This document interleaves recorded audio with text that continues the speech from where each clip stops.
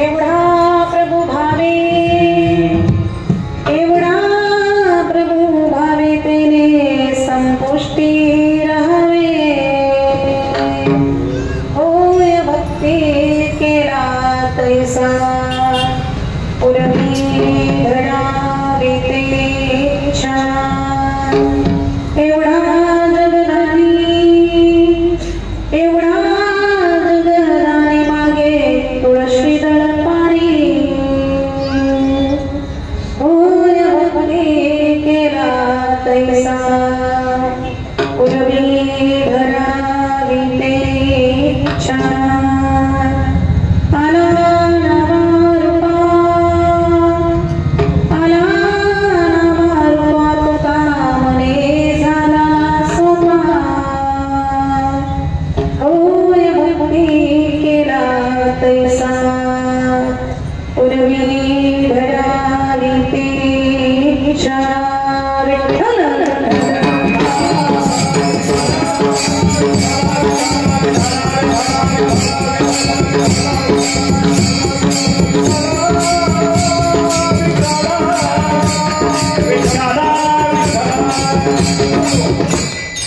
समचरण सरोजम सांद्र विलांबुदाभं जगन्नीतमानी मंडन मंडनानां तरुण तुलसीमाला Kandarpa कञ्जनेत्रं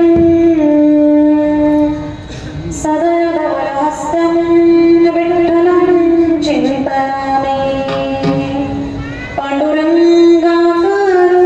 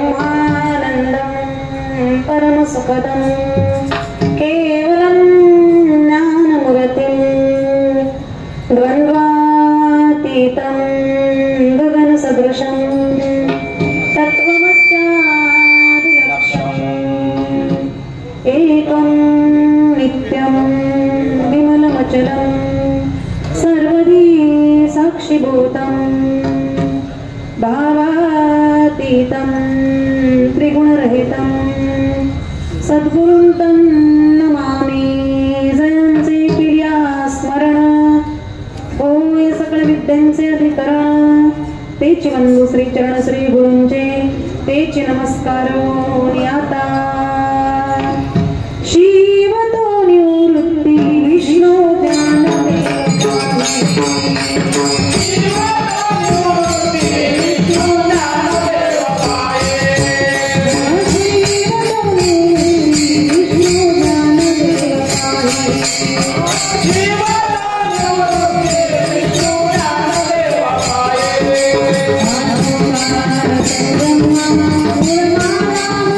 Thank you.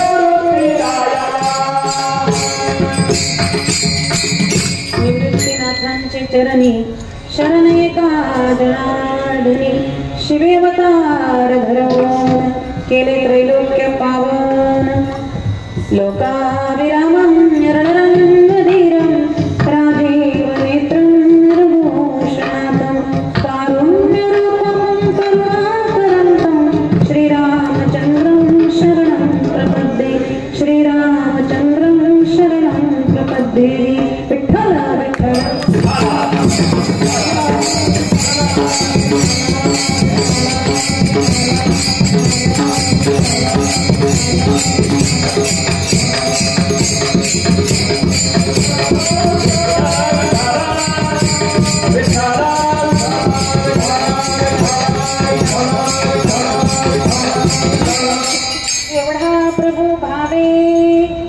एवढा प्रभू भावे तेने संतुष्टी राहावे होय भक्ती केला तैसा उर्वी धरावी ते इच्छा. मर्यादा पुरुषोत्तम भगवान प्रभू रामचंद्रांच्या पदस्पर्शाने साधू संतांच्या पदस्पर्शाने पुनीत झालेली पावन झालेली भूमी श्री क्षेत्र पाथर्डी फाटा नाशिक या पवित्र स्थानावरती सालाबादप्रमाणे गेल्या 16 वर्षांपासून श्री साईबाबा व श्री हनुमान मंदिर या मंदिराच्या वर्धापन दिनाच्या निमित्ताने सालाबादप्रमाणे चालत असणारा अखंड हरिनाम सप्ताह तथा साई पारायण सोहळा या ठिकाणी सुंदर अशा पद्धतीच्या नियोजन आयोजनामध्ये श्री सच्चिदानंद सद्गुरू साईनाथ महाराज आणि हनुमंतरायाच्या मंदिराच्या या वर्धापन दिनाच्या निमित्ताने खऱ्या अर्थाने समस्त ग्रामस्थ भजनी मंडळ सप्ताह कमिटीच्या सहकार्याने सालाबादप्रमाणे चालत असणारा अखंड हरिनाम सप्ताह आणि ज्यांच्या माध्यमातून ज्यांच्या मार्गदर्शनातून खऱ्या अर्थाने हा नामयज्ञ सोहळा आहे ते आदरणीय श्री संदेश भाऊ टेकनोडे संस्थापक अध्यक्ष आणि त्यांचे संपूर्ण या ठिकाणी असणारे सहकारी आणि सर्व ग्रामस्थ भावी भक्त यांच्या सहकार्याने सालाबादप्रमाणे खऱ्या अर्थाने रामनवमीच्या महान अशा पर्व कालावरती चालत असणारा अखंड हरिनाम सप्ताह. कारण नाथ बाबा सांगतात की भागवत धर्मामध्ये 5 प्रमुख मुख्य पर्वकाळ आहेत. या 5 पर्वकाळांपैकी महत्वाचा पर्वकाळ म्हणजे रामनवमीचा महान असा पर्वकाळ आज आहे. नाथ बाबा वर्णन करतात पर्व विशेष भागवत धर्मी नृसिंह जयंती रामनवमी वामन जयंती जन्माष्टमी उत्तमात उत्तम शिवरात्री. 5 मुख्य पर्वकाळ सांगितलेले पर्व विशेष भागवत धर्मी नृसिंह जयंती रामनवमी वामन जयंती जन्माष्टमी म्हणजे गोकुळाष्टमी आणि उत्तमात उत्तम शिवरात्री. या 5 पर्वकाळांपैकी महत्वाचा असणारा पर्वकाळ म्हणजे रामनवमीचा पर्वकाळ आज आहे. आणि महान अशा या पर्वकाळावरती सालाबादप्रमाणे गेल्या 16 वर्षांपासून चालत असणारा अखंड हरिनाम सप्ताह नाम सप्ताहाच्या माध्यमातून आजची पहिल्याच दिवसाची कीर्तनरूपी सेवा समस्त ग्रामस्थ भजनी मंडळ सप्ताह कमिटीच्या माध्यमातून आज या ठिकाणी माझ्याकडे सुपूर्द करण्यात आलेली आहे. या प्रथम दिवसाच्या कीर्तनरूपी सेवेकरता घेतलेला अभंग देहूचे सुप्रसिद्ध साधू संत हृदय सम्राट विश्वसंत विश्ववंदी विश्वभूषण जगताचे जगद्गुरु वैराग्याचे महामेरू देहू निवासी श्री संत तुकाराम महाराज यांचा आहे. विठ्ठल विठ्ठल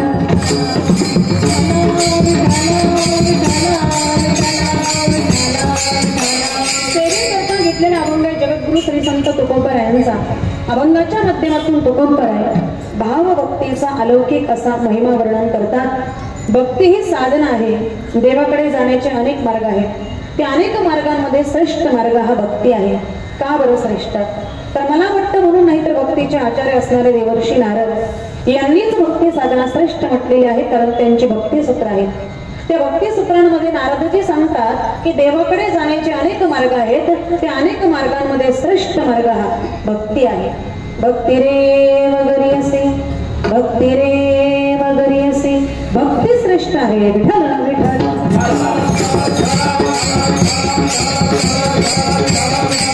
सुंदर अशा पद्धतीने पद्धतीच्या आयोजनामध्ये सालाबाद प्रमाणे चालत असणारा अखंड हरिनाम सप्ताह नामसप्ताहाच्या माध्यमातून आजची पहिल्याच दिवसाची कीर्तनरूपी सेवा सुंदर अशा पद्धतीचं नियोजन आयोजन या ठिकाणी नामयज्ञ सोहळ्याचं करत असताना सुंदर अशा पद्धतीचे गायनाचार्य मात्र या ठिकाणी ग्रामस्थांनी ज्यांना पाचारण केलेलं आहे असे वारकरी संप्रदायाचे हेतू उपासक असणारे गायनाचार्य हरिभक्त परायण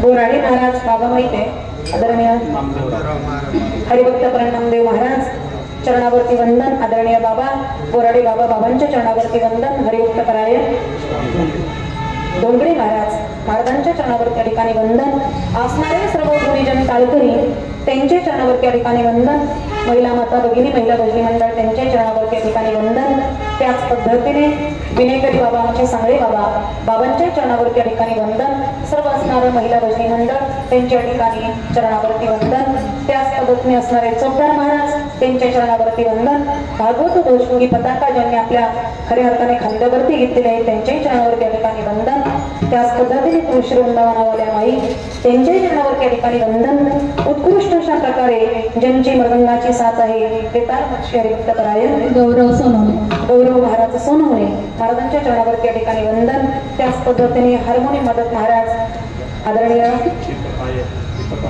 दीपक महाराज आहे महाराजांच्या चरणावरती वंदन उत्कृष्ट अशा प्रकारची ज्यांची साऊंड सिस्टीम आहे ऑपरेटिंगद्वारे यांच्या सर्वांचा आवाज तुमच्यापर्यंत पोहोचवण्याचं कार्य शिष्टीमाले दादा या ठिकाणी करणार आहे दादांच्याही चरणावरती या ठिकाणी वंदन शिष्टी म्हटल्याच्या नंतर तो कार्यक्रमाचा प्राण आहे म्हणून दादांच्या चरणावरती कोटी कोटी वंदन आणि सुंदर अशा पद्धतीच्या आयोजनामध्ये खऱ्या अर्थाने कार्यक्रमाचं प्रक्षेपण करणारे YouTube चॅनलवाले दादा तुमच्याही चरणावरती या ठिकाणी वंदन आज ज्यांच्याकडे अन्नदानाची पंगत होती ते अन्नदाते त्यांच्या चरणावरती या ठिकाणी वंदन सहाणे परिवार त्यांच्या चरणावरती या ठिकाणी वंदन त्याच पद्धतीने कार्यक्रमाच्या निमित्ताने आवर्जून ज्यांची उपस्थिती लाभलेली आहे असे आदरणीय परमस्नेही परमार्थप्रेमी हरिभक्त म्हणजे बाकीराव काका त्यांच्या चरणावरती या ठिकाणी वंदन त्याच पद्धतीने आदरणीय बाबा दांडे बाबांच्या चरणावरती वंदन आदरणीय रमेश भाऊ त्यांच्या चरणावरती या ठिकाणी वंदन आदरणीय आमचे बंधू प्रवीण भाऊ गोतीसे आदरणीय आमचे राजू भाऊ सूर्यवंशी ते या ठिकाणी उपस्थित आहेत त्यांच्या चरणावरती वंदन आदरणीय आमचे बंधू खऱ्या अर्थाने चांदवड तालुक्यातून जोपूरवरून या ठिकाणी आलेले आहेत आमचे पांडुरंग दादांच्या चरणावरती वंदन त्यांचे सहकारी त्यांच्या चरणावरती या ठिकाणी वंदन आपणही सर्व भाविक भक्त मोठ्या संख्येने भक्तिमय सुखाचा आनंद आपल्या जीवनामध्ये उपभोगण्याकरता या धर्ममंडपामध्ये उपस्थित झाला आपणही सर्वांच्या चरणावरती वंदन करून नतमस्तक होऊन आपल्याला एकच विनंती आहे ज्या ज्या वेळेला भगवंताचं भजन केलं जाईल ज्या ज्या वेळेला भगवंताचं नामचिंतन केलं जाईल त्या वेळेला आपल्या प्रत्येकाचं परम कर्तव्य एक आहे हाताने टाळे मुखाने भगवंताचं नामचिंतन करा लागोनी पाया विनयतो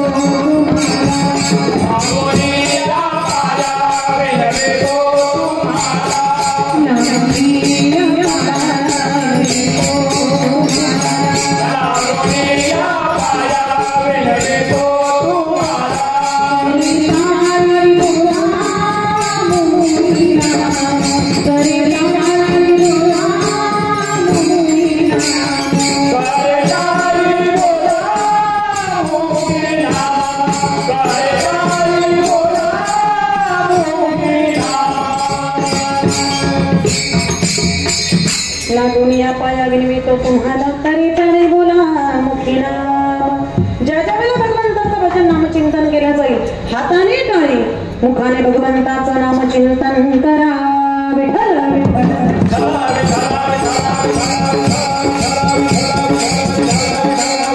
सेवेकरता घेतलेला अभंग आहे जगद्गुरु श्री संत तुकोबरायांचा मग अभंगाच्या माध्यमातून तुकोबराय मात्र भावभक्तीचा अलौकिक अशा पद्धतीचा महिमा वर्णन करतात आज आपल्या नामसप्ताहाचा पहिला दिवस आहे पण या पहिल्या दिवसाच्या निमित्ताने तो नावारूपाला आला म्हणून त्याच्याबद्दल त्याच्या भक्तीबद्दल त्याच्या नामचिंतनाबद्दल काही सांगता यावं पण हा जगद्गुरु तुकोबरायांचा अभंग सेवेकरता घेतलेला आहे विठ्ठल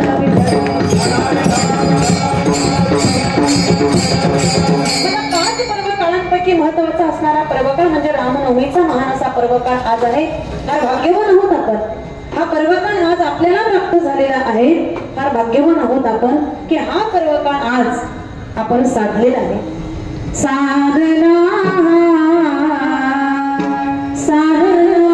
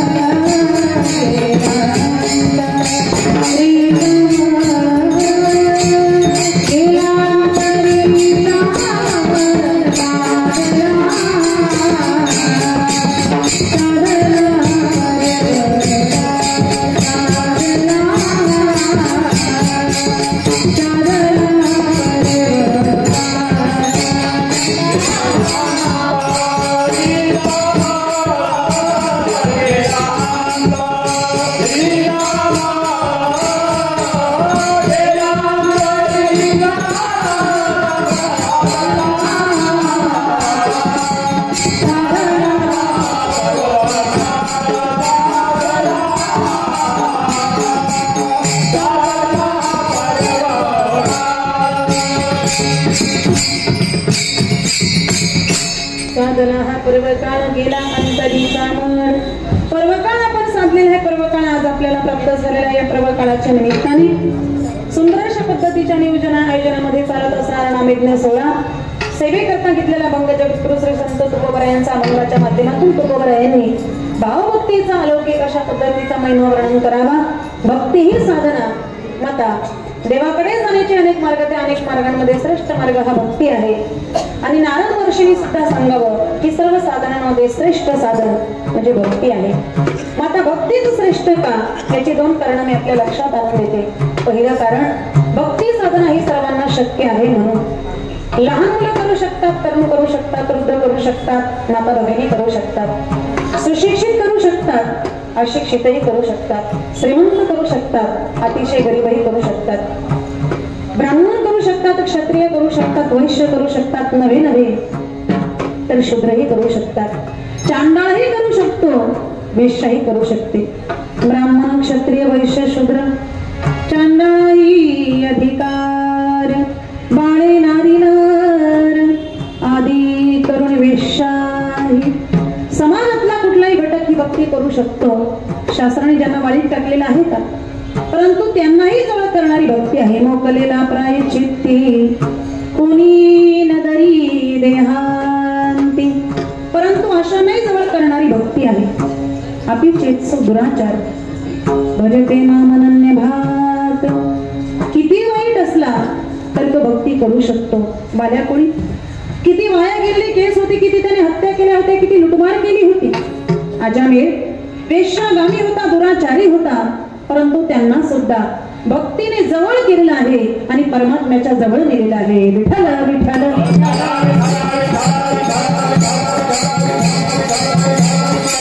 म्हणून भक्तीला माता म्हटलेलं आहे. माता आई जशी सर्व मुलांकडे लक्ष देते, त्यातल्या त्यात जे स्वतः करू शकतात, कार्यक्षम असतात, त्यांच्याबद्दल आई म्हणते त्याचं काही नाही.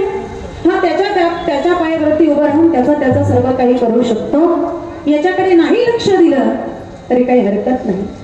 परंतु जो वाया गेलेला मुलगा आहे, आंधळा आहे, पांगळा आहे, मुका आहे, बहिरा आहे, अपंग आहे, आई त्याच्याकडे बारकाईने लक्ष देते आणि त्याचा सांभाळ करते.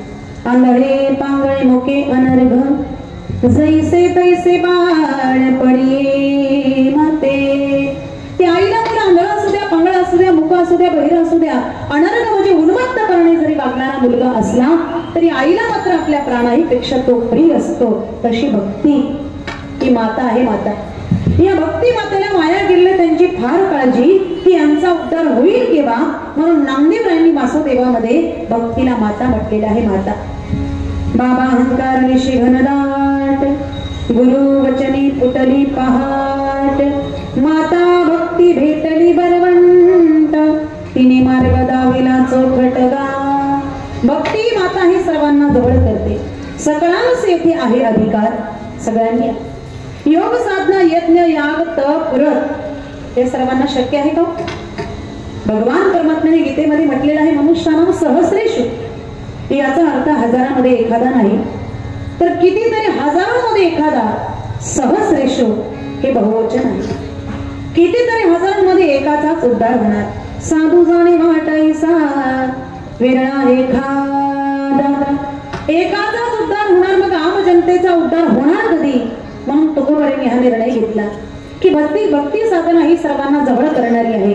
सर्वांना सोबत नेणारी आहे. म्हणून आपण याच साधनावरती जोर द्यावा. म्हणून तुकोबराय म्हणतात हरिभक्तीचा महिमा आम्ही विशेष वाढवणार. गावोगावी जाऊन आम्ही हे सांगणार बाबांना भक्ती करा, भक्ती करा, भक्तीचाच डांगोरा पिटू, पिटू भक्तीचा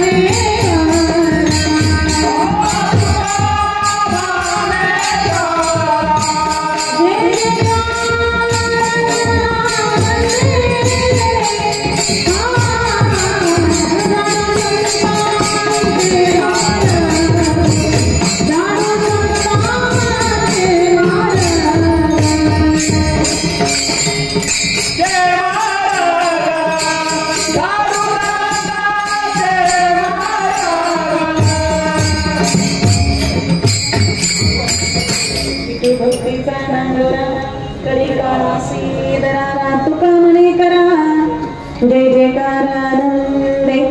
भक्तीचाच डांगोरा पेटणार. गावोगाव जाऊन आणि हेच सांगणार बाबांनो भक्ती करा, भक्ती करा. बरं या भक्तीचं एक वैशिष्ट्य आहे, ती खात्रीची आहे, हमीची आहे. इतर साधना खात्रीची नाही, इतर साधना उलट काळाच्या जबड्यात घालणारी. साधने घाली ती काळाची मुखी, परंतु काळाच्याही जबड्यातून सोडवणारं साधन म्हणजे भक्ती आहे. करा हरी भक्ती परलोकी येईल का,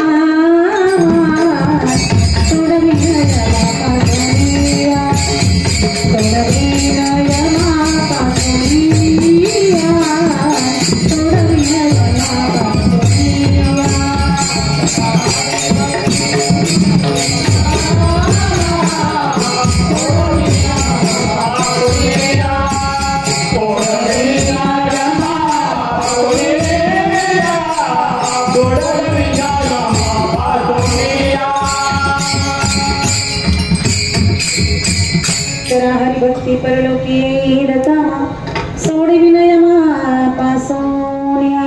यमाच्या तावडीतून सोडवणारी भक्ती आहे. म्हणून महाराज म्हणतात भक्ती करा. परलोकी ती तुमच्या कामात येईल, तर कुठल्याही केलेला परलोकी तुमच्या उपयोगात येईलच असं मात्र नाही. बघा ज्या वेळेला आपलं आयुष्य संपतं, यमदूत येतात, आपल्याला घेऊन जातात आणि यमाच्या समोर हजर करतात.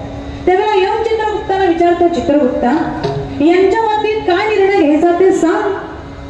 म्हटले हे तर साई शक्तीनगरचे आहे. हो म्हटले मग यांच्या बाबतीत काय निर्णय घ्यायचा ते सांग. चित्रगुप्त म्हणतो निर्णय आपल्या मनावर थोडाच आहे, तो तर त्यांच्या रेकॉर्ड वरती अवलंबून आहे. आयुष्यभर त्यांनी काय केलं त्याच्यावरती त्यांचा निर्णय अवलंबून आहे, आपल्या मनावर थोडाच आहे. आणि चित्रगुप्ताजवळ प्रत्येकाचं रेकॉर्ड असतं बरं का.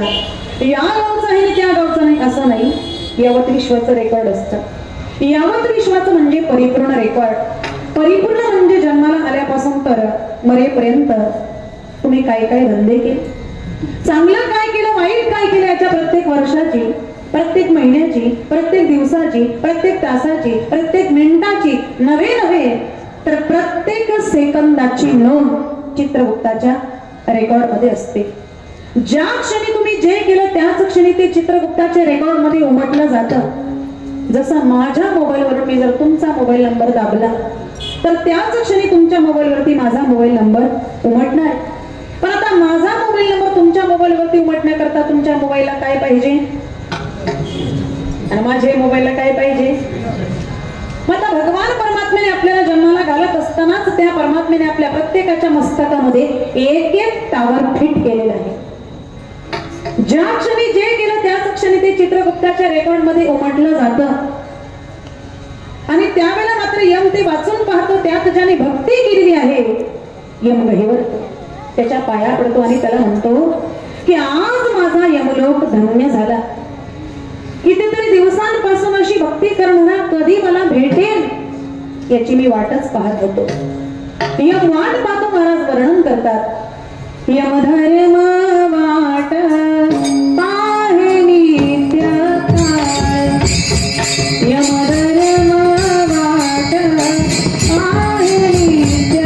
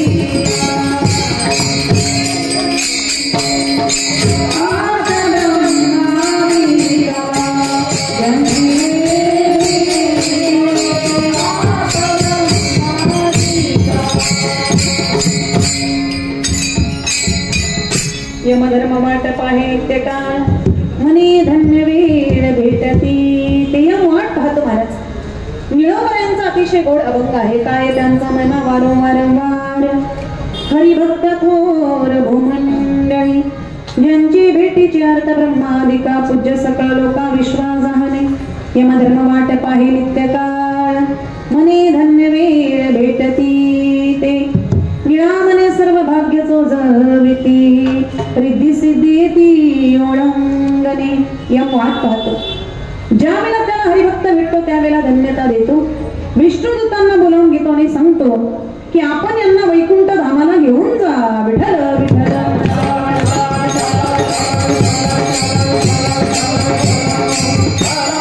यमाच्या तावडीतून सुटका होते म्हणून महाराज म्हणतात भक्ती करा। परलोकी ती तुमच्या कामात येईल। इतर कुठलाही केलेलं परलोकी तुमच्या उपयोगात येईलच असा मात्र नाही। मी मंत्री होतो, आमदार होतो, खासदार होतो, हे इथं खाली। तुम्ही मंत्री असताना, आमदार असताना, खासदार असताना समाजाकरता काय केलं? देशाकरता तुम्ही काय केलं? लोकांकरता तुम्ही काय केलं? गोरगरिबांकरता तुम्ही काय केलं? का स्वतःच्याच बँका भरल्या, स्वतःचा स्वार्थ साधला? लोकांकरता तुम्ही काय केलं? कारण तुम्ही कोट्याधीश अब्जाधीश लोकांच्या मुंड्या मुरगळून झाला। लोकांकरता तुम्ही काय केलं मी नाही सांगत, महाराजच सांगतात। मग तेथे नचले काही सत्ता सुमरा राहील ठाई उडे संचित जाईल गाही तुका म्हणे तरी यम आज्ञा तेथे नचले काही राहील ठाई उडे संचित जाईल गाही तुका म्हणे तरी यम आज्ञा। मग तेथे नचले काही सत्ता संपदा राहील ठाईचे ठाई पुढे संचित जाईल ग्वाही तुका म्हणे तरी यम आज्ञा। आपल्या संचित तिथे साक्ष द्यायला जातं यमाला। यमाला सांगतं संचित हे सप्ताह भाग घेत होते, हे त्र्यंबकेश्वरची, आळंदीची, पंढरपूरची वारी करत होते, देवपूजा करत होते, हरिपाठ करत होते, दान धर्म करत होते, सत्कर्म करत होते, पुण्यकर्म करत होते। यांना धक्का लावायचा नाही। पुढे संचित जाईल ग्वाही आपलं संचित तिथे साक्ष द्यायला जातो। यमाला सांगतो संचित हे दान धर्म करत होते, पुण्यकर्म करत होते, सत्कर्म करत होते, अन्नदान करत होते, यमाच्या तावडीतून सुटका होती म्हणून महाराज म्हणतात भक्ती करा, परलोकी ती तुमच्या कामात येईल। इतर कुठल्याही केलेलं परलोकी तुमच्या उपयोगात येणार नाही। इथे मिळवलेला पैसा इथेच राहणार आहे। कोट्याधीश अब्जाधीश यांचा सुद्धा पैसा इथेच राहणार आहे, तिकडे सोडवायला येणार नाही। विठ्ठल विठ्ठल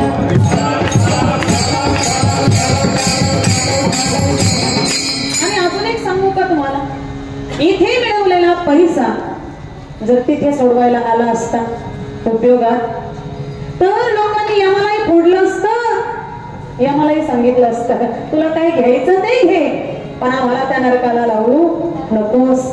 मी इतका वाईट प्रवृत्तीचा माणूस होतो, इतक्या लोकांच्या मुंड्या उडवलेल्या आहेत, इतकं समाजाचं वाटोळं केलेलं आहे, काय त्याच्याबद्दल तुला घ्यायचं ते घे। मी तुला कोरा चेक देतो, सही करून तू तुझ्या मनाने आकडा टाक, तुला काय घ्यायचं ते घे पण मला त्या नरकाला लावू नकोस।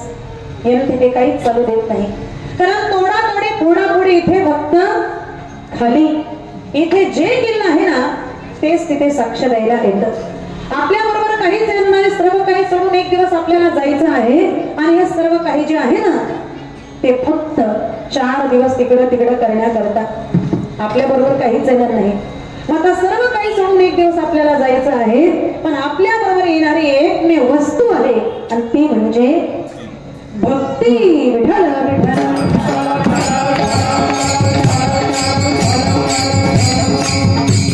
तर मी एक विचारते आपल्याला, आपल्या ज्या नोटा आहेत, नोटा भारतीय रिझर्व्ह बँक गव्हर्नरच्या सही सहित असतात, त्या आपल्या नोटा, ह्या नोटा अमेरिकेत चालतात का, चीनमध्ये, जपानमध्ये, ऑस्ट्रेलियामध्ये, मग इथे फक्त भारतात.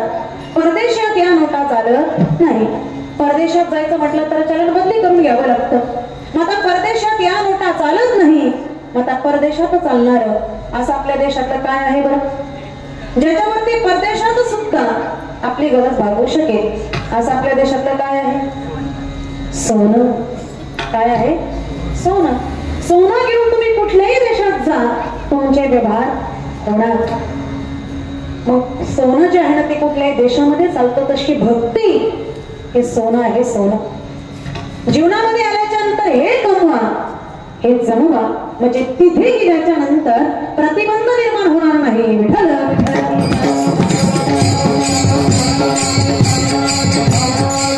महाराज म्हणतात भक्ती करा, पडलो की तुमच्या ती कामामध्ये, इतर कुठल्याही केलेला पडलो की तुमच्या उपयोगात येणार नाही. मग का होत खूप आहे.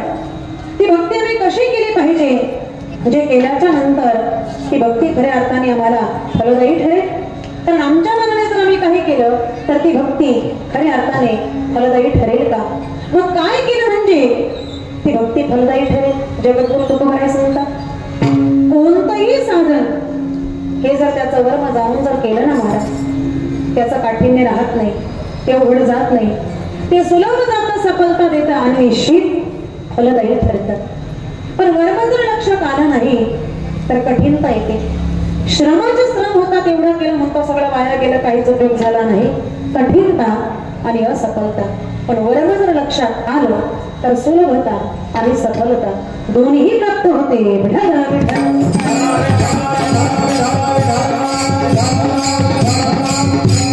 महाभारताची एक प्रसंग तुमच्या लक्षात आणून येते बघा. भीमाचं आणि जरासंधाचं युद्ध झालं, तुंबडी. जरासंधही बलवान होता, 10,000 हत्तींचं बळ त्याच्या ठिकाणी होतं महाराज. भीमही तसाच बलवान. गणगोर अशा प्रकारचं युद्ध चाललं, पण जरासंध काही बरेना. शेवटी भीमाने विचार केला की आता जोर मारल्याशिवाय जमायचं नाही. भीमाने असा जोर मारला, असा जोर मारला, असा जोर मारला, जरासंधाला खाली पडला. एका पायावरती पाय दिला, दुसरा पाय हातात धरला, असा उभा चिरला, उभा चिरला, उभा चिरला. 2 भाग गेले, एक भाग इकडे टाकून दिला, एक भाग इकडे टाकून दिला आणि श्वास टाकला. लक्षात घ्या, जे 2 भाग बाजूला टाकून दिले ते सरकत सरकत सरकत सरकत जवळ आले. ते पुन्हा एकजीव झाले. जरासंध पुन्हा जिवंत झाला आणि पुन्हा लढायला लागले.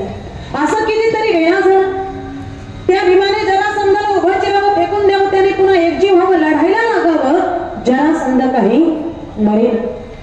शेवटी भीम अतिशय उदास झाला, हताश झाला की आपल्याला यश तर काही येत नाही.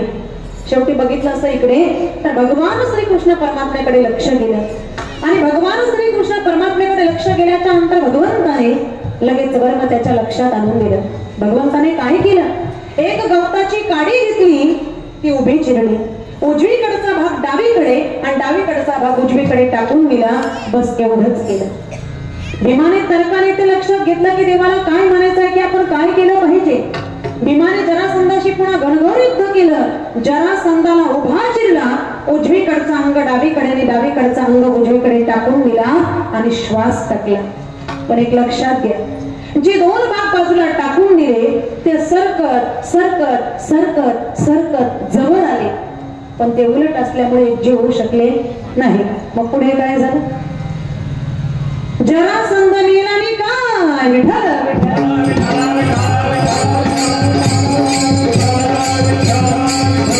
काही नाही, छोटस वर्म होतं, तो असं टाकत होता, ते असं टाकायचं होतं. उलट टाकल्यामुळे ते एकजीव होऊ शकला नाही आणि तो संपला. सुलभता झाली, सफलता झाली आणि यशही मिळालं. तशी भक्ती ही जर वर्म जाणून जर केली तर ती निश्चित सुलभ आणि सफलता प्राप्त करून देणारी आहे. मग काहून तुकोबाराय भक्तीचं वर्म तरी काय. तुकोबाराय म्हणतात भक्तीचं वर्म आहे भाव, वर्म ते काय दृढ धरावा भाव. भाव हा भक्तीचा प्राण आहे. जसं प्राणामुळे आपल्याला अस्तित्व आहे, प्राण जर नसेल तर ते शरीर काही काम करू शकेल का?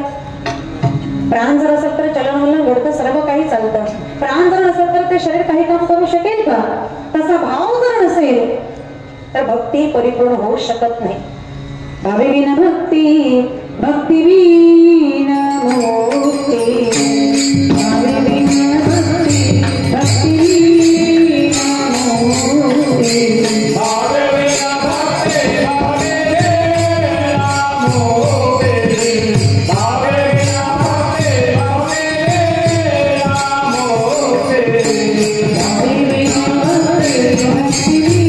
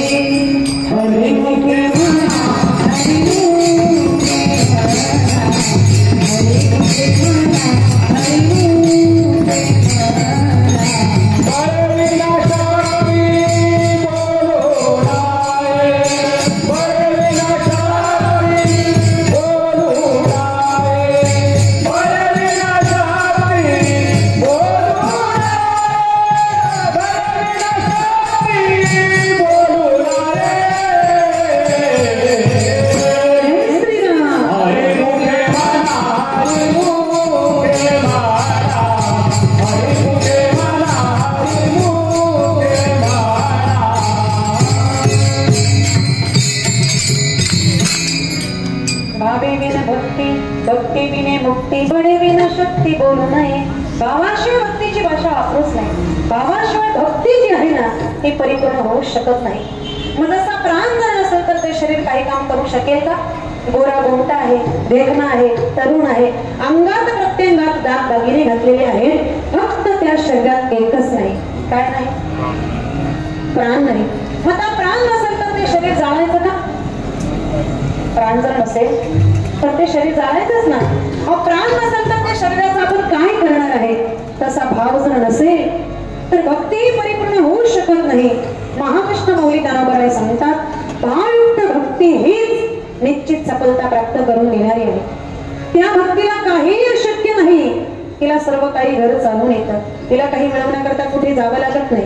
भक्तीचे ब्रह्मजयाची हाती तया घरी शांती क्षमा दया अष्टमहासिद्धी उल्लंघती द्वारी नवजती दुरी दवडीता. भक्तीच्या ब्रह्मजयाची हाती. भक्ती जर ब्रह्म जाणून जर केली तर ते निश्चित स्वरूपाने सफलता प्राप्त करून देणारी आहे. त्या भक्तीला काही शक्य नाही. तिला सर्व काही घर चालून येतं. शांती क्षमा दया अष्टमहासिद्धी त्याला प्राप्त होते. जगद्गुरु तुकोबराय सांगतात एवढंच काय, प्रत्यक्ष परमात्मा देखील येतो आणि त्या भक्ताच्या हृदयात येऊन राहतो. तुकोबराय अभंगाच्या प्रथम चरणात एवढा प्रभू भावे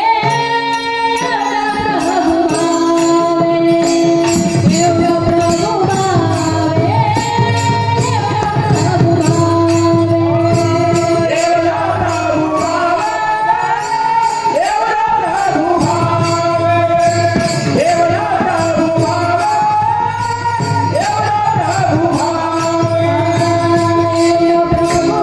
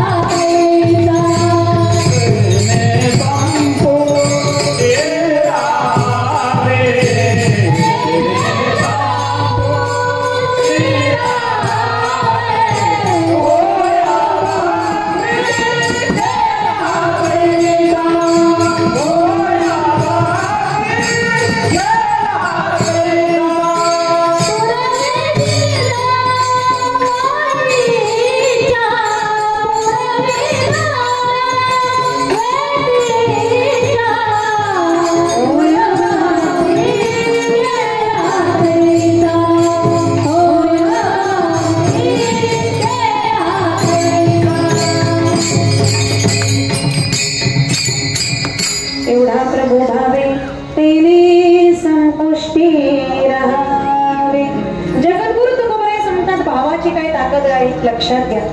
भावाचं काय सामर्थ्य आहे लक्षात घ्या. खऱ्या अर्थाने एवढा प्रभू खरा, एवढा म्हणण्यातून त्याची व्यापकता लक्षात येणे, प्रभू म्हणण्यातून त्याचं सामर्थ्य लक्षात येतं.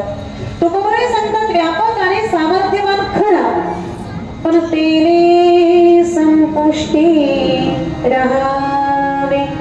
तो देखील हृदयात येऊन राहतो भक्ताच्या. ही कशाची ताकद आहे तर भावाची. भावाची म्हणजे आपल्या पाठच्या भावाची नाही, अंतकरणातल्या भावाची. म्हणून भावे शब्दाखाली अंडरलाईन करा. भाव हा शक्तिशाली आहे. देवाला पकडून खेचून हृदयात आणतो. दुसरं कुठलंही बळ देवाला चालत नाही. देवाला खेचणारं, देवाला आकळणारं असं एकच बळ आहे, ते म्हणजे भाव.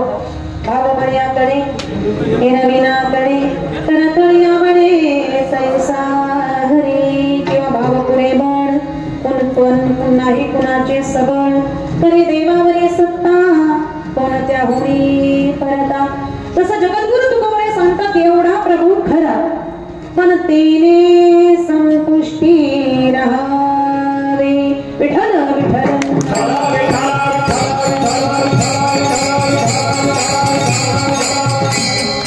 हिंद केसरी पहिलवान आहे आणि तो कुस्तीला निघाला. आणि त्याचं लहान पोरग त्याने धरलं ना धोतर. बाबा कुठे निघाला? म्हणे कुस्तीला चाललो. म्हणे नाही जायचं का? मला काही सांगितलं नाही, मला काही बोलले नाही, मला काही विचारलं नाही, गुपचूप चालले, मी नाही जाऊ देणार. धोतर ओढताय पोरग, बोलताय बापाला. ओढला ना धोतर, तेवढे बसला ना खाली. कोण? हिंद केसरी पहिलवान बाप. त्याला ते एवढंसं पोरग आवडत नाही. मला न सांगता निघाले, मला न विचारता निघाले, गुपचूप निघाले. मिशाई ओढतात ते बापाच्या, तोंडातही मारतात ते बापाच्या, तरी बाप तसाच गप्प राहतो. का बरं? शक्ती नाही म्हणून की ताकद नाही म्हणून. शक्तीही आहे, ताकदही आहे. त्याने असा पाय झटकला तर ते पोरग कोसभर जाऊन पडेल. पण मुलाच्या प्रेमाकरता तो बाप बलहीन होतो. मुलाच्या प्रेमापुढे सर्व बळ त्याचं हरपून जात. पदरी घाली पीडा, पदरी घाली पीडा.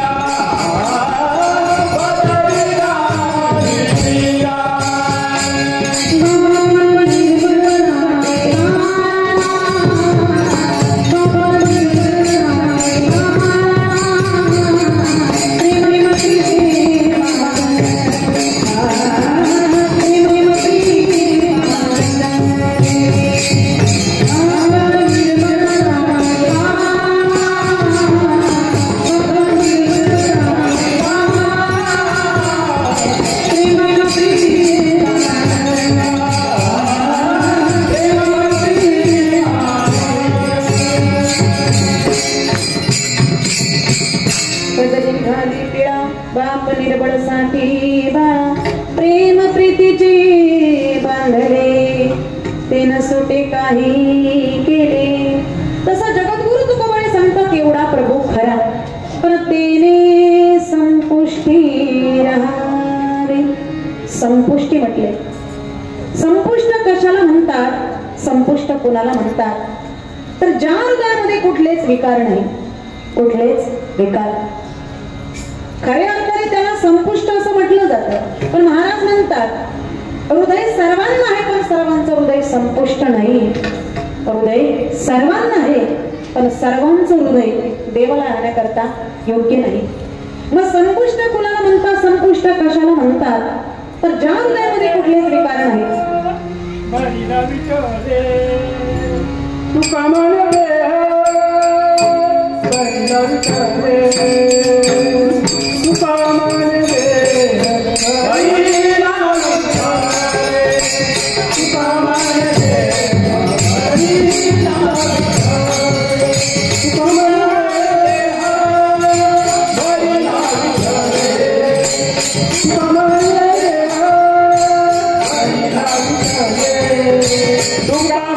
रे हा भाई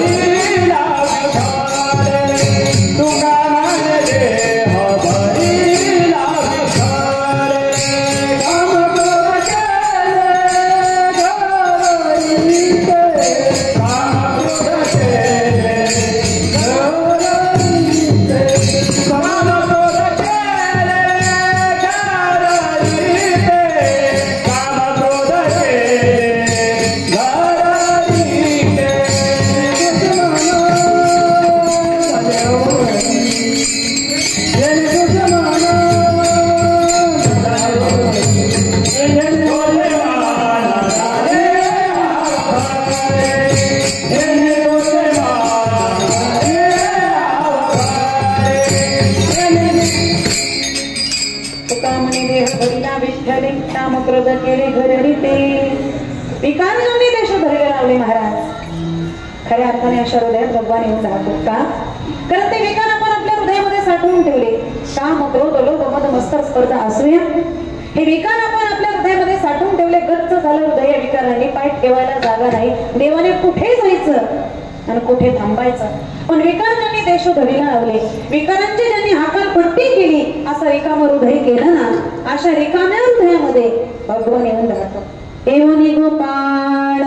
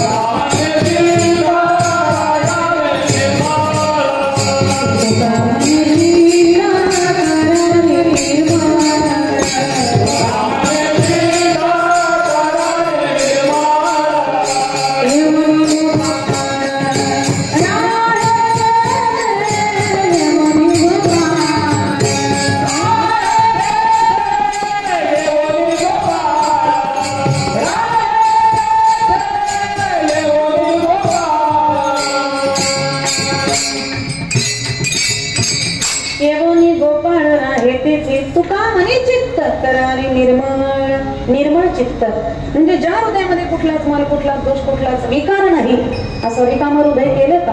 अशा रिकाम्या हृदयामध्ये भगवान येऊन राहतो. एवनी गोपाळ राहे तेथे राहावे म्हणजेच त्याने संपुष्टी राहावे.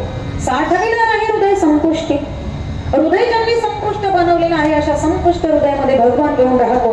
म्हणून आपण परमार्थाची वाटचाल करत असताना जागृत राहिलं पाहिजे. या विकारांचा प्रवेश होऊ दिला नाही पाहिजे. पण दुर्दैवास आपण परमार्थात शिरतो, पण परमार्थामध्ये शिरून सुद्धा हे विकार आपण आपल्या हृदयामध्ये साठवून ठेवतो.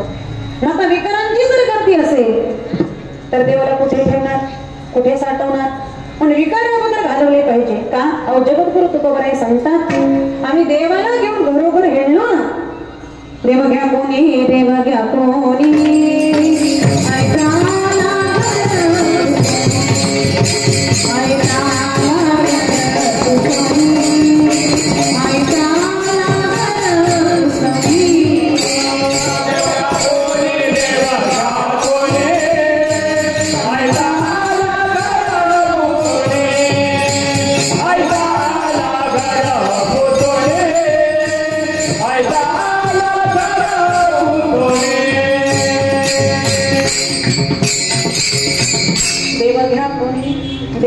कोणी ऐताला घर पुसोनी. पण लोकांनी काय म्हटलं? देवन लगे साठवणेचे रुदने जागे. कारण त्याला जिथं साठवायचं आहे का ती जागा अगोदरच पॅक आहे. मग देवाला कुठे ठेवणार, कुठे साठवणार? पण विकार अगोदर घालवले पाहिजे. त्यावेळेला भगवान आत येऊन राहतो. घातली बाहेरी काम क्रोध वैरी बैसानांतरी पांडुरंग. घातली बाहेरी काम क्रोध वैरी शत्रू आहे, यांना बाहेर काढून यांची हाकलपट्टी केली. त्यावेळेला मग बैसानांतरी पांडुरंग. जे निर्मळ हृदय आहे, जे स्वच्छ हृदय आहे, अशा स्वच्छ हृदयामध्ये भगवान येऊन राहतो. पण आपण परमार्थाची वाटचाल करत असताना या विकारांचा प्रवेश होऊ दिला नाही पाहिजे. कारण विकारांना जर प्रवेश दिला तर देव दूराला समजा. देव कधीच आपल्याला भेटू शकत नाही. पण दुर्दैव काही माणसं परमार्थ करत असताना या विकारांना बरोबर घेऊन परमार्थ करतात. हे चुकीच आहे. एकटा परमार्थ करावा, यांना कुणालाच बरोबर घेऊ नये. पण काही माणसं कामाला घेऊन परमार्थात शिरतात, काही माणसं क्रोधाला घेऊन परमार्थात शिरतात, काही माणसं लोभाला घेऊन परमार्थात शिरतात. पण महाराज म्हणतात या विकारांना बरोबर घेऊन परमार्थ करणं तो चुकीच आहे. महाराजांनी त्याला मूर्ख म्हटलेलं आहे. मूर्ख काम क्रोध लोभ घेऊन या संगे परमार्थासी निघे तोची मूर्ख. पण विकारांची त्यांनी हकालपट्टी केली. विकार ज्यांनी देशो घडीला लावले अशा रिकाम्या हृदयामध्ये भगवान येऊन राहतो. येवनी गोपाळ राहे तेथे. आणि तो भगवान परमात्मा फक्त त्या भक्ताच्या हृदयातच येऊन राहतो असं नाही, तर भक्ताची जर अपेक्षा असेल की देवाने मला बाहेरही तसं दर्शन द्यावं, तर त्या भक्ताच्या अपेक्षेप्रमाणे तो परमात्मा बाहेरही तसा होतो आणि त्या भक्ताची इच्छा पूर्ण करतो. तो बरोबर अभंगाच्या दुसऱ्या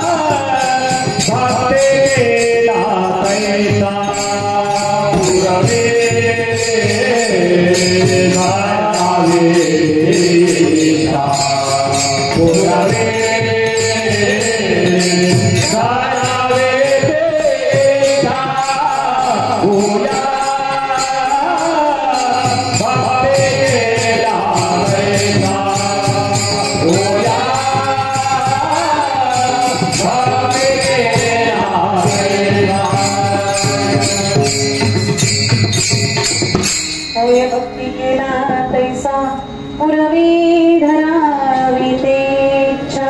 भक्ताची जर अपेक्षा असेल की देवाने मला बाहेरही तसं दर्शन द्यावं, त्या भक्ताच्या अपेक्षेप्रमाणे तो परमात्मा बाहेरही तसा होतो आणि भक्ताची इच्छा पूर्ण करतो. साठविला राही हृदय संतुष्टी बाहेर धाकुटी मूर्ती उभा. भक्ताने सांगितलं देवा मला या रूपात दर्शन पाहिजे, तसा त्या रूपामध्ये उभा राहतो, भक्ताची इच्छा पूर्ण करतो. पुरवी धरावी ते इच्छा. धरावी ती इच्छा पूर्वी जी जी इच्छा भगवत भक्ताने धरावी ती ती इच्छा त्या भगवंताने पूर्ण करावी. कारण एकदा हनुमंतराय द्वारकेला आले आणि द्वारकेला आल्याच्या नंतर असं सांगितलं, म्हटले देवा तुम्ही मला म्हणाला होता की मी पुढे कृष्ण अवतार घेणार आहे, त्यावेळेला मी तुला दर्शन देईन, पण देवा मला दर्शन राम अवतारातच पाहिजे. हनुमंतरायांकरता त्यावेळेला कृष्ण अवतारामध्ये भगवान श्रीकृष्ण परमात्म्याला श्रीकृष्णाचं राम व्हावं लागलं आणि रुक्मिणीलाही सांगितलं की तो सीता हो. पहिला सत्यभामेला सांगितलं होतं, परंतु तिला काही ते जमलं नाही. झाडे रे गरुडा आणि रे हनुमंता पै पाचारी होनी तो सीता. आता भगवान राम झाले आणि भीमकी रुक्मिणी सीता झाली आणि हनुमंतरायांना दर्शन दिलं.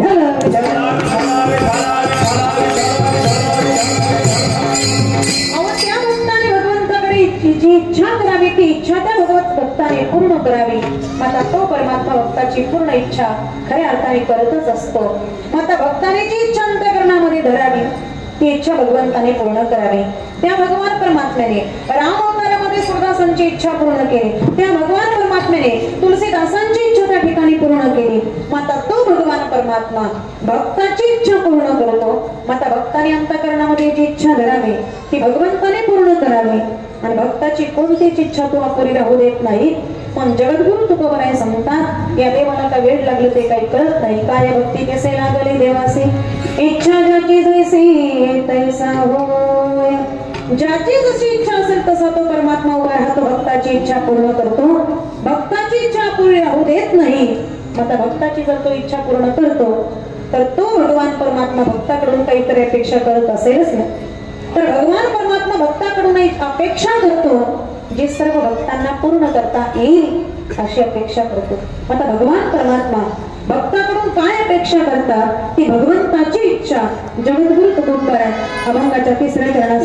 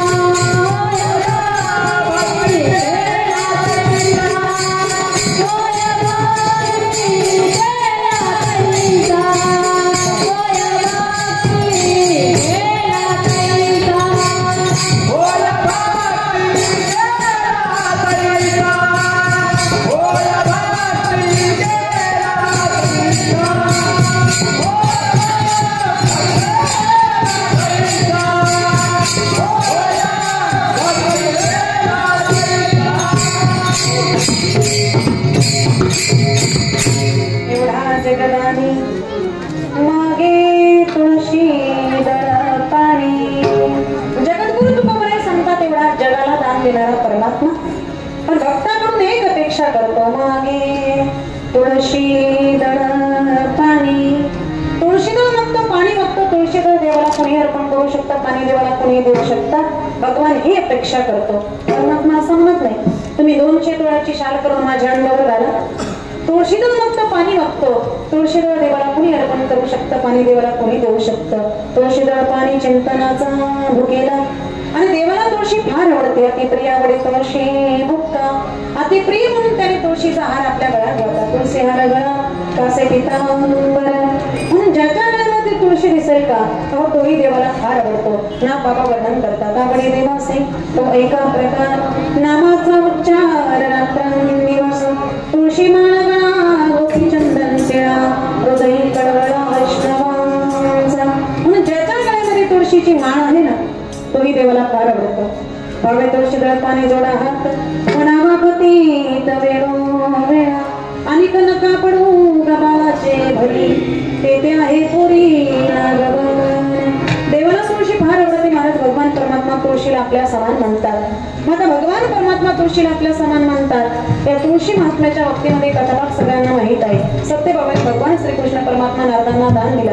विस्तृत पद्धतीने त्या ठिकाणी तुम्हाला सांगत नाही, पण जगद्गुरु तुकोबाराय सांगतात जगाला दान देणारा भगवान परमात्मा जगाचा दाता. पण भक्तांकडून अपेक्षा करतो एकच मागे तुळशी दळ पाणी. तुळशी दळ मागतो, पाणी मागतो. तुळशी दळ देवाला कोणी अर्पण करू शकतं, पाणी देवाला कोणी देऊ शकतं. भगवान ही अपेक्षा करतो. एवढा जगदानी मागे तुळशी दळ पाणी. ओय भक्ती केला तैसा पुरवी धरावी ते इच्छा. ज्याला ज्याला भगवंताने 2 हात दिलेले आहेत ना त्या प्रत्येकाने आपले 2 हात वरती करा. ज्याचे हात वरती दिसणार नाही मी समजून घेईल तो कर्मदासाच्या प्यानलचा आहे. विठोबार कुमारी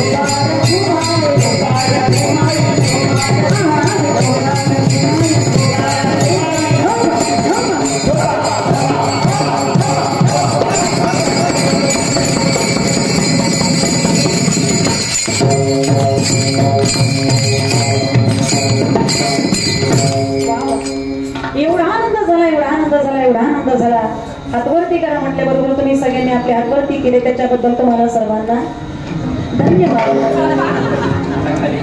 आणि न सांगता प्रामाणिकपणे सगळ्यांनी आपले हात खाली केले त्याच्याबद्दल तुम्हाला सर्वांना डबल धन्यवाद.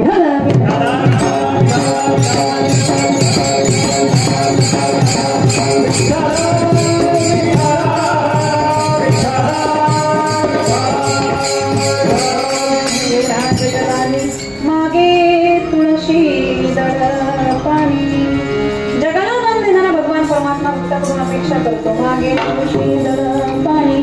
पण तुकोबरांनी मात्र सांगावं खऱ्या अर्थाने तो भगवान परमात्मा भक्ताकडून अपेक्षा करतो. पण महाराज तो तर निर्गुण निराकार आहे, तो निर्गुण निराकार आहे. पण भक्ता करता तो सगुण साकार होतो, भक्ता करता तो नावा रूपाला येतो. आणि भक्ता करता तो नावा रूपाला आला की भक्ताला त्याची भक्ती करण्याकरता तो सुलभ होतो, तो सोपा जातो. आणि तो भगवान परमात्मा खऱ्या अर्थाने आज नावा रूपाला आला. मर्यादा पुरुषोत्तम भगवान प्रभू रामचंद्रांच्या रूपामध्ये खऱ्या अर्थाने कथाभाग तुम्हाला सर्वांना सांगणं, तुमच्यापर्यंत पोहोचवणं आजच्या दिवसाचं खऱ्या अर्थाने कर्तव्य असल्या कारणामुळे सेवेकरता अभंग घेतला.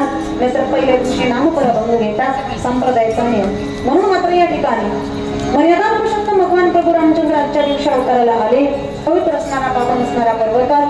त्रेतायुगामध्ये परिस्थिती अशी होती महाराज, त्रेतायुगामध्ये राक्षसांचं प्रस्थ अत्यंत वाढलं आणि राक्षसांचं प्रस्थ वाढलं आणि त्या राक्षसांकडून देवांना अनेक अशा प्रकारचा त्रास मात्र त्या ठिकाणी होऊ लागला. आणि रावणाने मात्र सर्व देवांना खऱ्या अर्थाने कारागृहामध्ये बंदी करून ठेवलं. आणि हा रावण त्या सर्व देवांकडून आपल्या घरची कामं करून घेऊ लागला. आता रावणाने सर्व देवांना बंदी करून ठेवलं आणि आपल्या घरची कामं ज्यावेळेला तो त्या ठिकाणी करू लागला सर्व देवांकडून. देव मात्र भगवान विष्णू परमात्म्याची प्रार्थना करतात, देवा या संकटातून, या प्रसंगातून, या दुःखातून तुम्ही आमची सुटका करा.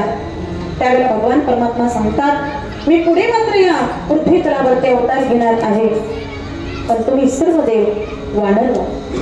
मी मात्र त्या ठिकाणी अयोध्या नगरीमध्ये सूर्यकुळामध्ये अवतार घेणार आहे.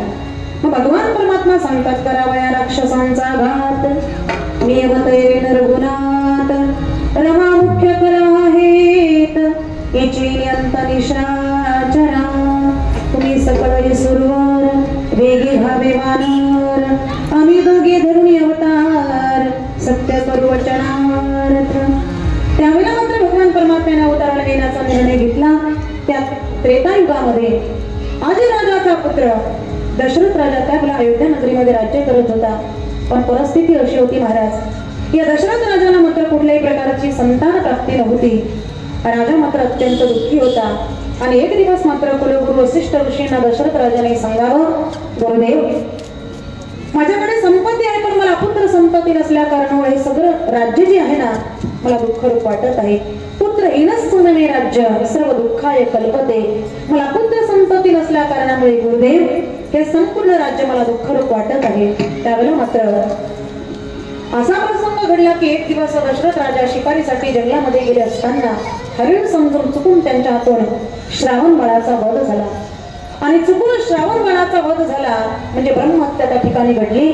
श्रावण बाळाचे मायबाप मात्र त्या ठिकाणी शोक करू लागले. आणि श्रावण बाळाच्या आई वडिलांनी राजा दशरथला असा शाप दिला की राजा आता आम्हाला जसा पुत्र शोक होणार आहे, या पुत्र शोकाचाच आमचा अंत होईल. त्या पद्धतीने राजा एक दिवस तुला सुद्धा पुत्र शोक होईल, कळत न कळत का होईना. पण श्रावण बाळाच्या आई वडिलांनी दिलेल्या शापापासून दशरथ राजाला आनंदच झाला. पण आपल्या हातून चुकून का होईना ब्रह्महत्या घडली.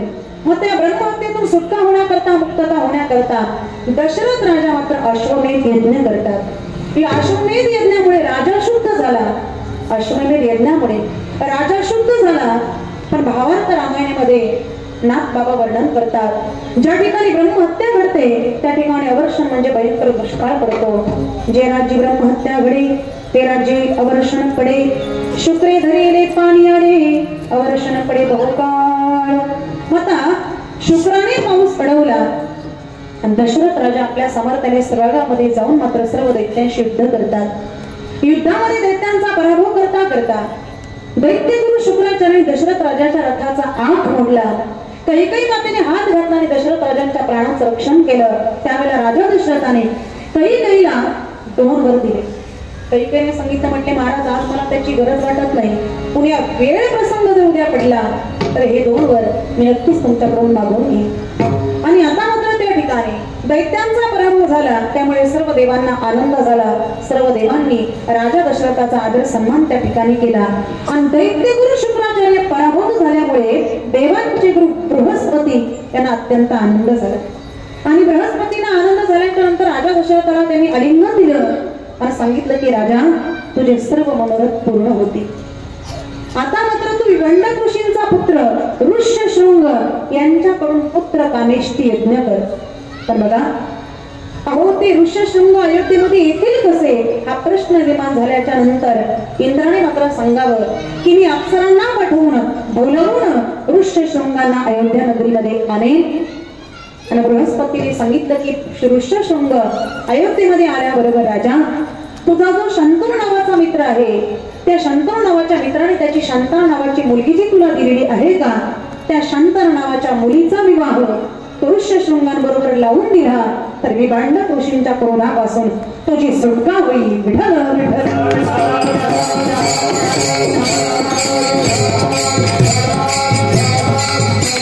दशरथ राजा अयोध्येमध्ये परत आल्याच्या नंतर इंद्राने मात्र अप्सरांना पाठवून बोलवून ऋष्यशृंगांना अयोध्या नगरीमध्ये आणलं आणि आपली कन्या शांतनाईचा विवाह त्यांनी ऋष्यशृंगांबरोबर लावून दिला. पण तुम्ही मनामध्ये विचार कराल, ताई तुम्ही तर म्हटलात राजा दशरथाला तर संततीच नव्हती, मग ही मुलगी आली कुठून? मी मागास सांगितलं की दशरथ राजाचा मित्र शंतनू नावाचा त्याने त्याची कन्या शांतना ही मात्र दशरथ राजाला दिली. याचं कारण असं आहे की दशरथ राजाला कुठल्याही प्रकारची संतती नव्हती आणि त्याच शांतनु नावाच्या मुलीचा विवाह दशरथ राजाने ऋष्यशृंगांबरोबर लावून दिला आणि ऋष्यशृंगांबरोबर त्या ठिकाणी विवाह लावून दिला. आनंदी आनंद आहे. पण आपला मुलगा ऋष्यशृंग याला बोलवून दशरथ राजाने अयोध्या नगरीमध्ये आणलेला आहे. याचा क्रोध विभांडक ऋषींच्या अंतःकरणात आहे. त्या क्रोधाच्या भरामध्ये विभांडक ऋषी अयोध्या नगरीमध्ये येतात. विभांडकास क्रोध आला असे भारी, अयोध्या भितरी आला वेगी. विभांडक ऋषी त्या ठिकाणी अयोध्या नगरीमध्ये आल्याच्या नंतर दशरथ राजा स्वागताकरता पुढे गेले आणि स्वागत करून मात्र या विभांडक ऋषींना घेऊन आपल्या महालात आणलेलं आहे. आणि महालामध्ये आल्याच्या नंतर तेथे मुलगा आणि सुनेला बघून त्यांचा तो थाट माट बघितल्याच्या नंतर विभांडक ऋषी मात्र आपला क्रोधही विसरले. अंतःकरणामध्ये आनंदी आनंद झाला. पुत्र श्रोषा दोन्ही देखता नयनी आनंदला मनी नामामध्ये. विभांडक ऋषींना आनंद झाला आणि विभांडक ऋषीने दशरथ राजाला सांगितलं की राजा, कुलगुरु वसिष्ठांची आज्ञा घेऊन तुम्ही तात्काळ मात्र पुत्र कामेष्टी यज्ञ करा. वसिष्ठ ऋषींची आज्ञाप्रमाण मानून दशरथ राजाने पुत्र कामेष्टी यज्ञ केला आणि पुत्र कामेष्टी यज्ञ यथासांग विधिवत संपन्न झाल्या कारणामुळे यज्ञ नारायण हातामध्ये पायस पात्र घेऊन प्रगट झाले. आणि यज्ञ नारायण हातामध्ये पायस पत्र घेऊन त्या ठिकाणी प्रगट झाल्याच्या नंतर सांगितलं या प्रसादाचे 3 भाग करा आणि 3ही राण्यांना द्या. पण हा प्रसाद भक्षण करण्याकरता कुठल्याही प्रकारचा विलंब लावता कामा नये, कारण प्रसाद भक्षण करण्याकरता जर विलंब लावला तर या ठिकाणी विघ्न येण्याची शक्यता आहे. आणि एवढं सांगून मात्र यज्ञ नारायण त्याच ठिकाणी गुप्त झाले. वसिष्ठ ऋषींनी राजा दशरथाला जवळ बोलवलं, सांगितलं राजा, या प्रसादाचे 3 पिंड तयार कर आणि 3ही पत्न्यांना दे. दशरथ राजाने प्रसादाचे 3 पिंड तयार केले.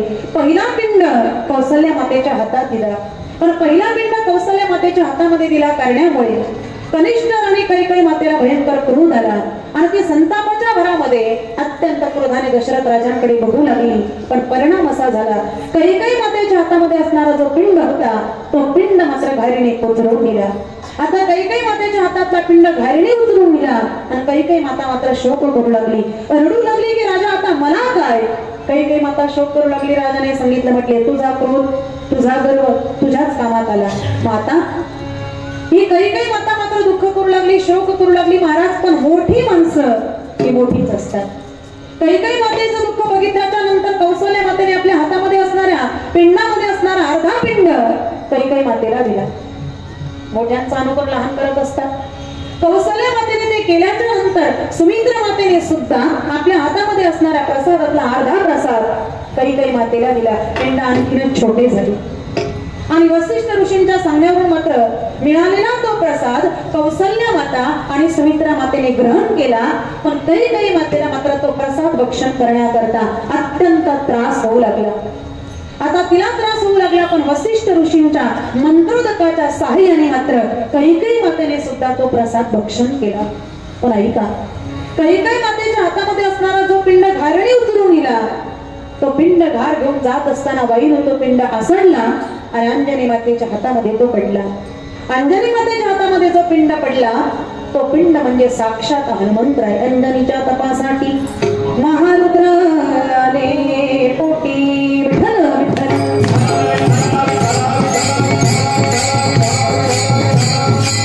माता त्या ठिकाणी मात्र प्रसाद भक्षण केला आणि प्रसाद भक्षण केल्याच्या नंतर दशरथ राजाच्या तीनही राण्या गरोदर राहिल्या. राण्या गरोदर राहिल्याची बातमी ज्यावेळेला वसिष्ठ ऋषींना समजली, त्यावेळेला वसिष्ठ ऋषीने दशरथ राजांना आपल्या जवळ बोलावं आणि सांगावं की राजा, तुझ्या तीनही राण्या गरोदर आहेत, पण गरोदरपणामध्ये जे डोहाळे होतात ते डोहाळे पुरवणं हे तुझं कर्तव्य आहे. धर्मशास्त्र ऐसे पुसावे डोहाळे, त्यांचे पुरवावे मनोरथ. त्यांचे डोहाळे पुरवणं राजा तुझं कर्तव्य आहे. मग वसिष्ठ ऋषीने सांगितल्याच्या नंतर दशरथ राजा आपल्या राणांना डोहाळे विचारण्याकरता जातात. पण सर्वप्रथम दशरथ राजा कैकेयी मातेच्या महालात जातात. याचं कारण असं आहे, तो प्रसाद देत असताना पहिला पिंड ज्यावेळेला कौसल्य मातेच्या हातामध्ये दिला तर कैकेयी मातेचा तेवढा संताप झाला. दशरथ राजाच्या स्मरणात होतं, म्हटले आता आपण जर परतही कौसल्याच्या महालात गेलो तरी आनंदाच्या प्रसंगामध्ये आणखीनच दुःखाचं विरजन पडल्याशिवाय राहणार नाही. पण सर्वप्रथम दशरथ राजा कैकेयी मातेच्या महालात जातात. कैकेयी मातेच्या महालामध्ये जात असताना त्यांनी बघितलं तर त्यावेळेला कैकेयी माता पलंगावरती बसलेली होती. पण दशरथ राजाने येताना बघितलं आणि कैकेयी मातेने झोपेचं सोंग केलं महाराज. कारण कैकेयीला अगोदरच सुंदरपणाचा अहंकार होता आणि गरोदर असल्या कारणामुळे तिचा अभिमान आणखीनच वाढला. राजा दशरथ त्या ठिकाणी आले आणि दशरथ राजा विचारू लागले, राजा म्हणे इच्छा तुझे मानसी, सांग हो डोहाळे मज फाशी. तुझ्या अंतःकरणामध्ये जे डोहाळे आहेत का ते तू मला सांग. कैकेयी मातेला दशरथ राजाने डोहाळे विचारले. कैकेयी माता सांगू लागली, महाराज मला एकच वाटतं, माझी एकच इच्छा आहे की कनिष्ठ मुलाला राज्यावरती बसवावं आणि वडील मुलाला दूर देशामध्ये वनवासात पाठवावं, पण त्याचा समाचार सुद्धा माझ्या कानावरती येऊ नये. असं केल्याच्या नंतर फार मोठं पाप घडेल, पण त्याचा सगळा दोष तुम्ही माझ्याकडे द्या. तुमच्याकडे त्यातला कुठलाही दोष येत किंचित सुद्धा येणार नाही. महाराज लोक मला नावं ठेवतील, लोक माझी निंदा करतील, पण त्यातच मला समाधान वाटेल. एरी म्हणे वाटत असे जीवा, कनिष्ठासी द्यावा राज्य पट, वडिलांशी धाडावी दुरी देशांतरा, त्यांचा नाही समाचार. अहो निंदतील जन्मज वाटे सुख, ऐकताची दुःख राया झाले. त्या कैकेयी मातेचं भाषण ऐकल्याच्या नंतर राजा दशरथाला अतोनात अशा प्रकारचं दुःख झालं. दशरथ राजा तिथून उठला आणि सुमित्रा मातेच्या महालात गेला. राजा दशरथ उठिला तेथोनी सुमित्रे सदनी जाता झाला. सुमित्रा मातेच्या महालामध्ये दशरथ राजा आल्याच्या नंतर सुमित्रा मातेला एवढा आनंद झाला महाराज. सुमित्रा माते जागेवरून उठून उभी राहिली. राजा दशरथाच्या चरणावरती नतमस्तक झाली आणि खऱ्या अर्थाने सुगम अशा पद्धतीचं उठणं मात्र राजा दशरथाच्या अंगाला लागून तीर्थांच्या पाण्याने दशरथ राजाला तिने स्नान घातलं आणि खऱ्या अर्थाने त्या ठिकाणी धूप दीप जाळून आरती ओवाळली. फुलांच्या माळा दशरथ राजाच्या गळ्यामध्ये घातलेला आहे आणि त्रयोदश मुनी पानांचा विडा दशरथ राजाच्या हातामध्ये देत सुमित्रा माता एखाद्या दाशीसारखी आणि दशरथ राजाच्या जवळ उभी आहे. पण सुमित्रा मातेचा हा भाव बघितल्याच्या नंतर कैकेयीमुळे झालेलं दुःख दशरथ राजा विसरला. पाहुनी सुमित्रेचा भाव कैकेयीचे दुःख विसरला. कैकेयी मातेमुळे झालेलं दुःख दशरथ राजा विसरले आणि सुमित्रा मातेला विचारतात की होती डोहाळे तुझे मानसी, सांग हो पतिव्रते मज पाशी. तुझ्या अंतःकरणामध्ये जे डोहाळे आहेत का ते तू मला सांग. सुमित्रा माता म्हणू लागली, महाराज माझी एकच इच्छा आहे की वडीलधाऱ्यांची रात्रंदिवस सेवा करावी, एवढीच माझी इच्छा आहे. ती इच्छा माझी तुम्ही पूर्ण करावी. अहो कौशल्य सुमित्रा मातेच्या मुखातले शब्द ऐकल्याच्या नंतर दशरथ राजांना एवढा आनंद झाला. रत्नांचे हार हिरे अंक घेऊन सुमित्रा मातेवरतून ओवाळून टाकले आणि ब्राह्मणांना अनेक अशा प्रकारची वस्त्रादी दाने दशरथ राजांनी त्या ठिकाणी दिली. आता मात्र दशरथ राजा सुमित्रा मातेच्या महालातून कौसल्य मातेच्या महालात आले. विठ्ठल विठ्ठल.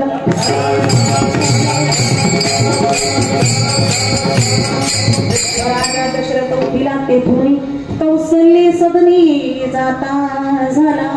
कौसल्य मातेच्या महालामध्ये दशरथ राजा त्या ठिकाणी आल्याच्या नंतर माझं महाराज कौसल्य मातेची अवस्था अशी आहे की कौसल्य मातेचं जे तेज आहे ना तिच्या शरीरामध्ये न मावता हे बाहेरही पसरलेलं होतं. आणि कौसल्य मातेला तिच्या डोहाळे विचारण्यात हा रघुनायक प्रभू श्रीराम तिच्या उदरामध्ये असल्या कारणामुळे कौसल्य मातेला कसलंही भान नव्हतं. महाराज देह भानावर असेल तर ती डोळे सांगेल. पण कौसल्य मातेची अवस्था बघितल्याच्या नंतर दशरथ राजाच्या अंतःकरणात असा विचार आला की हा मुलगा आपल्याला मिळणारच नाही. अहो श्रावण बाळाच्या ब्रह्महत्येतून अजून आपण पूर्णपणे बाहेर पडलो नाही तर देवाने लगेच दुसरं दुःख आपल्या जीवनामध्ये उभं केलं. आणि दशरथ राजा भगवंताची प्रार्थना करू लागले. वैकुंठ नायक आहे प्रभू, माझ्या या पुत्राचं सुदर्शन चक्राने तुम्ही रक्षण करा. माझी एवढी एकच अपेक्षा आहे, माझी इच्छा तुम्ही पूर्ण करावी. भगवंताच्या नामाचा जयघोष कानावरती पडल्याच्या नंतर आता मात्र कौसल्य माता डोळे उघडून बघू लागली. कौसल्य माता डोळे उघडून बघू लागली. पण मात्र त्या ठिकाणी आणि कौसल्य मातेला दशरथ राजाने विचारावं, ही कौसल्ये अगं बराच वेळ झाला मी या ठिकाणी आलो पण तू मात्र माझ्याकडे काही बघायलाच तयार नाही. काय झालं तुला सांग मला. पण तरीही कौसल्य माता देहभानावरती नाही. अगं तुझ्या मनामध्ये काय भ्रम आहे तो सांग. कौसल्य मातेने सांगू, जगाचा मला भगवान परमात्मा श्रीराम माझ्या उदरात आहे. माझ्या ठिकाणी कसला आला भ्रम. प्रत्यक्ष वेदांनी माझं वर्णन करावं मग माझ्या अंतःकरणामध्ये कसला भ्रम असेल. दशरथ राजाला असं वाटलं तिला नेमकं असं काय झालं. महिला काही पिशाच्या बाधा झाली की काय, काहीतरी तिची अवस्था झाली. माता खऱ्या अर्थाने पूर्वी काय झालं याची आपण आठवण करून देणं हे आपलं कर्तव्य आहे. दशरथ राजा सांगू लागले, ही प्रिये तू मला ओळखलं नसेल. अगं पण मी दशरथ राजा, माझ्याबरोबर तुझा विवाह झाला. पण आई ज्यावेळेला आपला विवाह झाला त्यावेळेला रावणाने आपल्या लग्नामध्ये विघ्न आणलं होतं. तुला काही स्मरण आहे की नाही, तुझ्या काही आठवणीत आहे की नाही सांग मला. महाराज रावण हा शब्द दशरथ राजाच्या मुखातून ऐकल्याच्या नंतर कौसल्य माता अत्यंत चौताळून उठली. आणि रे मनुष्य मारीन रावणा लंका विभीषणा देईननी अशा प्रकारची वाच्यता त्या ठिकाणी कौसल्य मातेच्या मुखातून निघू लागली की खऱ्या अर्थाने अंगद हनुमंत सुग्रीव जांबुवंत अशा वीरांना या ठिकाणी तुम्ही बोलवून घ्या. खऱ्या अर्थाने पर्वत टाकून समुद्र बुजवा आणि लंकेवरती जाण्याकरता पायवाट तयार करा. 2 दुष्ट बुद्धीच्या राक्षसांना त्या ठिकाणी मी मारेल. भयंकर अशा प्रकारचं युद्ध करेल. खरं दूषणांचा मात्र त्या ठिकाणी मी नाश करेल. आणि जे माझी भक्ती करतील नामचिंतन करतील त्यांच्याबद्दल माझ्या अंतःकरणामध्ये विशेष अशा प्रकारची आवड असेल. कौसल्य मातेच्या मुखातून शब्द ऐकल्याच्या नंतर दशरथ राजाला असं वाटू लागलं हिला पिशाची बाधा झाली. मग या पिशाच्या बाधेतून मुक्त करण्याकरता आता वसिष्ठ ऋषी इथे आल्याशिवाय हे काही शक्य नाही. म्हणून आपल्या सेवकाला तात्काळ सांगून वसिष्ठ ऋषीला त्या ठिकाणी बोलवण्यात आलं. पण महाराज वसिष्ठ ऋषी त्या ठिकाणी आल्याच्या नंतर कौसल्य मातेची ती अवस्था बघितल्याच्या नंतर वसिष्ठ ऋषी सुद्धा त्या ठिकाणी समाधिस्थ झाले. आता मात्र दशरथ राजाला असं वाटू लागलं आतापर्यंत हिलाच भूताने झपाटलं होतं पण त्या भूताने तर वसिष्ठांना सुद्धा सोडलं नाही. दशरथ राजाच्या मुखातले शब्द ऐकल्याच्या नंतर मात्र त्या ठिकाणी वसिष्ठ ऋषी सावध झाले आणि सांगू लागले, राजा अरे या कौसल्याच्या मुखामधून निघणारा प्रत्येक शब्द सत्य होईल. हिला कुठल्याही भूताची किंवा पिशाच्याची बाधा झालेली नाही. हिच्या उदरामध्ये प्रत्यक्ष त्रैलोक्याचा मालक भगवान परमात्मा प्रभू श्रीराम तिच्या उदरामध्ये आहे आणि ती जे बोलते ना ते सत्यच होईल. का तर मातंग ऋषीने शबरी मातेला आशीर्वाद दिला की पुढे भगवान अवतार घेतील आणि ते राम प्रभू मात्र तुला दर्शन देतील. 80 वर्षाची वृद्ध आहे महाराज शबरी माता पण तरी मात्र प्रभूंची वाट बघते आहे. रोज मात्र त्या ठिकाणी फुलांची आरास घालावी आणि फळं त्या ठिकाणी तोडून आणावी आणि आपल्या प्रभूंची वाट बघावी. जब मेरे राम जी का आवर होगा शबरी कुटिया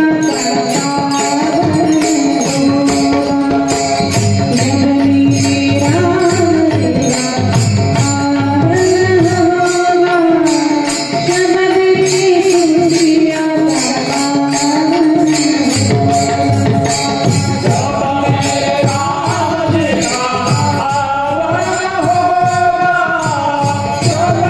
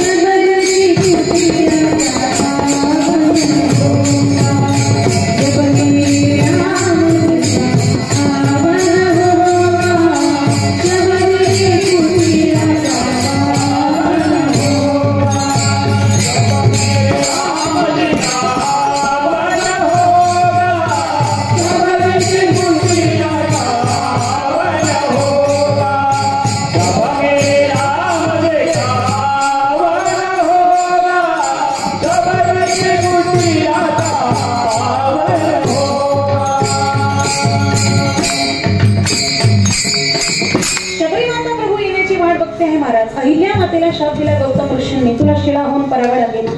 अहिल्या माता ज्यावेळेला गौतम ऋषींकडे उशाप मागते त्यावेळेला सांगितलं जातं की पुढे राम अवतार होणार आहे आणि ते प्रभू या ठिकाणी येतील, त्यांच्या पायाचा स्पर्श तुला होईल, तू पुन्हा दगडाची स्त्री होशील. वाल्मिक ऋषीने भगवंत अवताराला येण्याच्या अगोदर 1200 वर्ष अगोदर रामाई लिहून ठेवलं.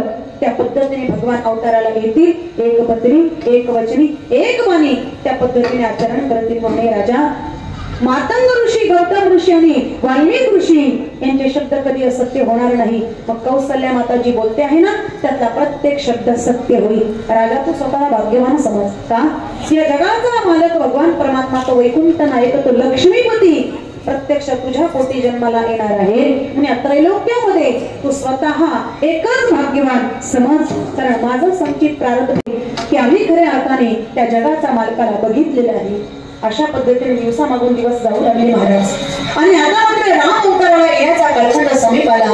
पवित्र असणारा चैत्र महिना हे वसंत ऋतू आहे. चैत्र महिन्याला पवित्र म्हणण्याचं कारण असं आहे की भगवान शिवाच्या उपासनेला चैत्र महिना मानला जातो. पवित्र असणारा चैत्र महिना आणि पवित्र असणारा शुक्ल पक्ष नवमीचा असणारा दिवस आहे. सूर्य मात्र माध्यान्ह काळामध्ये क्षणभरा करता थांबलेला आहे. कारण त्याला असं वाटलं प्रत्यक्ष माझ्या कुळामध्ये, या सूर्य कुळामध्ये जगाचा मालक गोड परमात्मा अवताराला येणार आहेत. सुशोभित असणारा काही दिशा सगळीकडे आनंदी आनंद आहे. पण अशा पवित्र असणाऱ्या नामदेव महाराज वर्णन करतात. नामा म्हणी डोळा पाहिन भुवनत्रय पाळा, शुक्ल पक्ष ही नवमी उभे सुरवरते मी.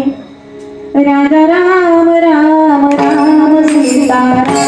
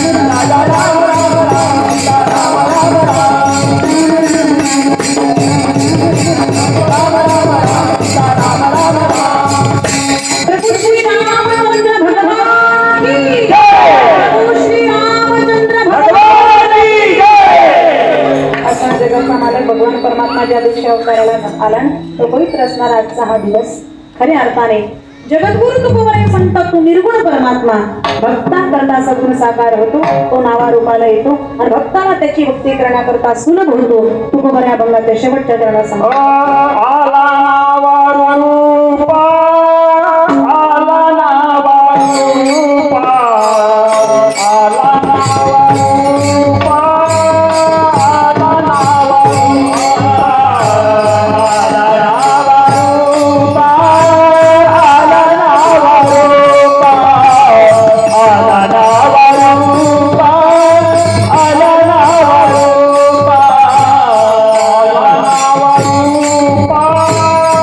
Allah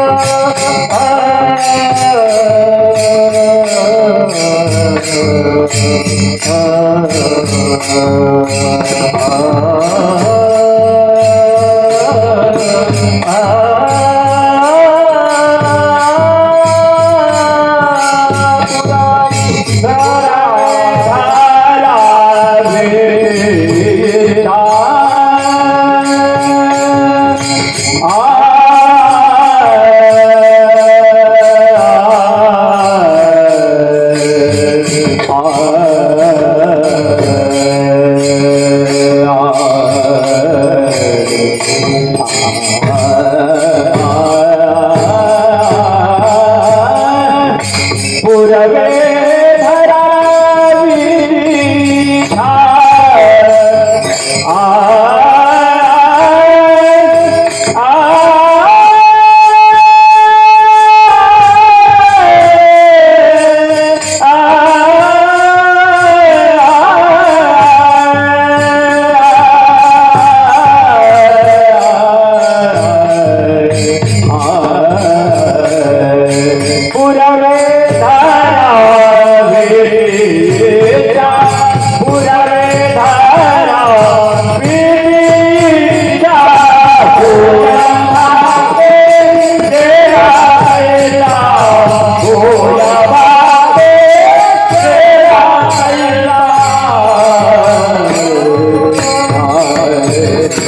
ज्ञानेश्वर